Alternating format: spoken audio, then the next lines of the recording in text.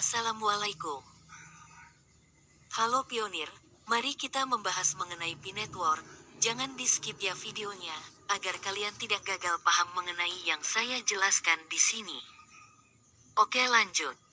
Pi sebagai stablecoin. Apa itu stablecoin? Stablecoin adalah cryptocurrency yang nilainya dipatok, atau diikat, dengan mata uang, komoditas, atau instrumen keuangan lain. Stablecoin bertujuan untuk memberikan alternatif terhadap volatilitas tinggi dari cryptocurrency paling populer termasuk Bitcoin. BTC, yang telah membuat investasi semacam itu kurang cocok untuk digunakan secara luas dalam transaksi. Kata kunci. Stablecoin adalah cryptocurrency yang mencoba mematok nilai pasarnya ke beberapa referensi eksternal. Stablecoin lebih berguna daripada cryptocurrency yang lebih fluktuatif sebagai alat tukar. Stablecoin dapat dipatok ke mata uang seperti dolar AS atau harga komoditas seperti emas. Stablecoin mengejar stabilitas harga dengan mempertahankan aset cadangan sebagai jaminan atau melalui formula algoritmik yang seharusnya mengontrol pasokan. Memahami stablecoin. Meskipun Bitcoin tetap menjadi cryptocurrency paling populer, ia cenderung mengalami volatilitas tinggi dalam harga atau nilai tukarnya.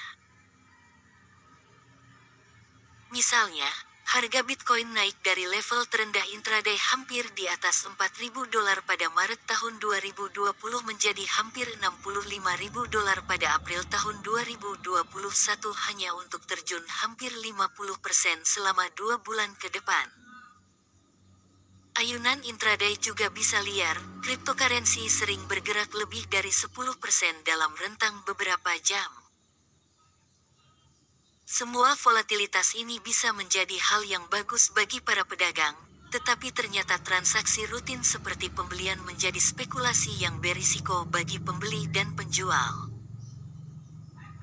Investor yang memegang cryptocurrency untuk apresiasi jangka panjang tidak ingin menjadi terkenal karena membayar 10.000 Bitcoin untuk 2 pizza. Sementara itu, sebagian besar pedagang tidak ingin berakhir merugi jika harga mata uang kripto jatuh setelah mereka dibayar di dalamnya. Untuk berfungsi sebagai alat tukar.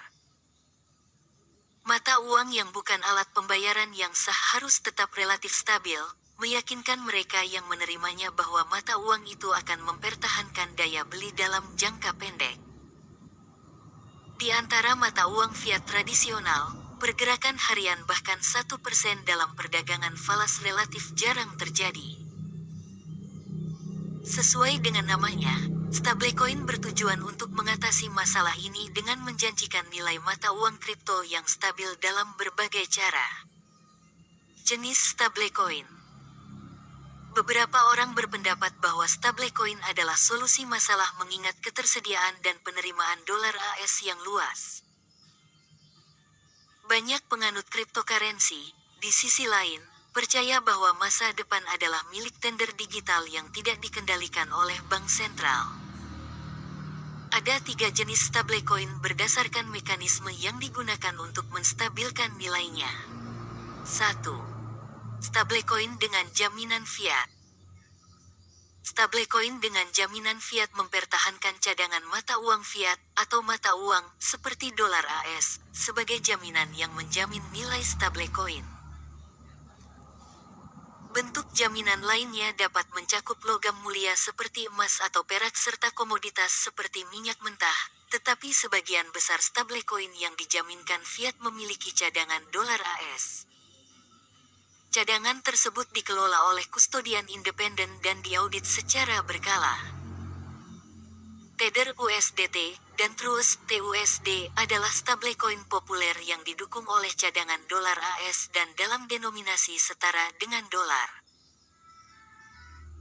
Pada Mei tahun 2022, Tether USDT adalah mata uang kripto terbesar ketiga berdasarkan kapitalisasi pasar, senilai lebih dari 83 miliar dolar. 2. Stablecoin dengan jaminan kripto. Stablecoin yang dijamin dengan kripto didukung oleh mata uang kripto lainnya. Karena cryptocurrency cadangan juga rentan terhadap volatilitas yang tinggi. Stablecoin semacam itu dijaminkan secara berlebihan, yaitu nilai cryptocurrency yang disimpan dalam cadangan melebihi nilai stablecoin yang diterbitkan.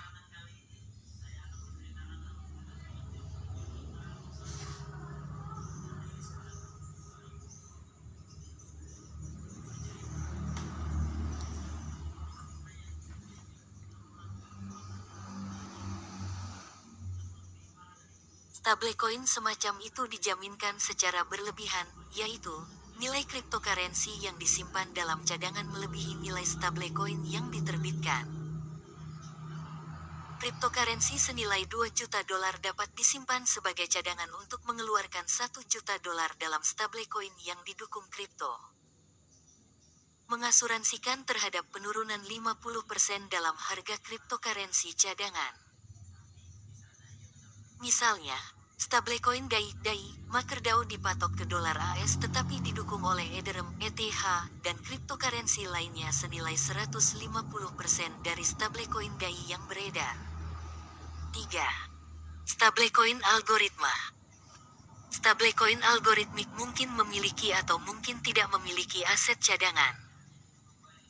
Perbedaan utama mereka adalah strategi menjaga nilai stablecoin tetap stabil dengan mengontrol pasokannya melalui suatu algoritma.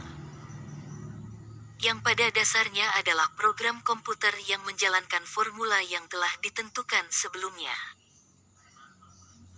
Dalam beberapa hal itu tidak jauh berbeda dari bank sentral, yang juga tidak bergantung pada aset cadangan untuk menjaga nilai mata uang yang mereka keluarkan stabil. Perbedaannya adalah bahwa bank sentral seperti Federal Reserve menetapkan kebijakan moneter secara publik berdasarkan parameter yang dipahami dengan baik.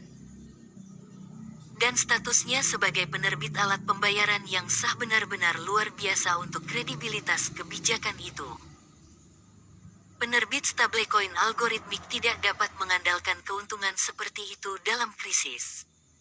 Harga stablecoin algoritmik Teros anjlok lebih dari 60% pada tanggal 11 Mei tahun 2022, menguapkan nilainya ke dolar AS, karena harga token Luna terkait yang digunakan untuk mematok Terra merosot lebih dari 80% dalam semalam. Peraturan stablecoin.